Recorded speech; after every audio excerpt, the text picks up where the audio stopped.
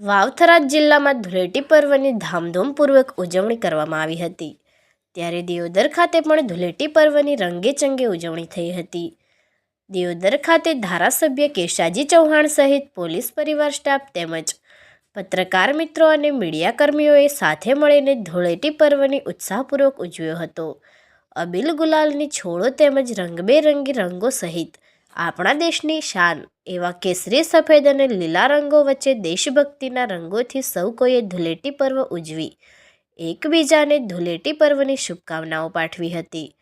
આ ઉજવણી પ્રસંગે દિયોદર ડીવાયએસપી શિલ્પા ભારાઈ પણ જોડાયા હતા અને તેઓએ પણ ધૂળેટી પર્વની ઉજવણીમાં જોડાઈ પોલીસ સ્ટાફનો ઉત્સાહ વધાર્યો હતો અને ધૂળેટી પર્વ નિમિત્તે ડીવાયએસપી શિલ્પા ભારાઈ દ્વારા શુભેચ્છાઓ પાઠવાઈ હતી।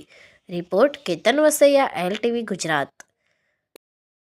આમ તો હોળી અને ધૂળેટી એ રંગોનો તહેવાર છે અને પ્રજાની સુખાકારી રહે, પ્રજા અલગ અલગ રંગે રંગાયેલી રહે એવી આજે એક પોલીસ અધિકારી તરીકે મારી લોકોને શુભેચ્છા છે। સાથે જ દેશની ભાતીગળ સંસ્કૃતિ છે એ મુજબ ભાતીગળ પરંપરાગત લોકોએ પણ આવી અને એમના જે પરંપરાગત ગાણાઓ છે, પરંપરાગત જે નૃત્ય છે, વાદ્ય છે એ બધું કરી અને અમારી સાથે એમને પણ રંગેચંગે આ પ્રસંગ ઉજવ્યો છે।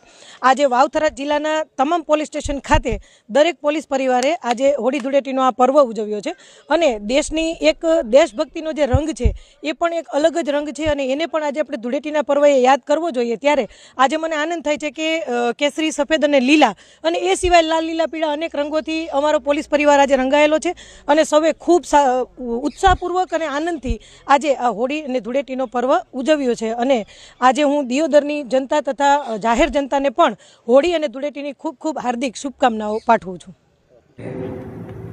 રંગોનો પર્વ ધૂળેટીનો પવિત્ર દિવસ છે। આ પ્રસંગે આ વિસ્તારની જનતાને મારા તરફથી ખૂબ શુભેચ્છાઓ પાઠવું છું।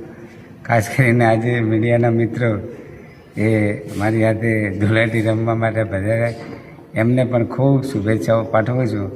આપણા સૌ સાથે મળી અને આપણા વિસ્તારમાં કાયમી હર્ષ ઉલ્લાસ રહે એવું વાતાવરણ રહે અને આ વિસ્તારનો ખૂબ વિકાસ થાય અને ભગવાન આપણા બધાના ઉપર ચારે હાથ રાખે અને બધાનું કલ્યાણ કરે।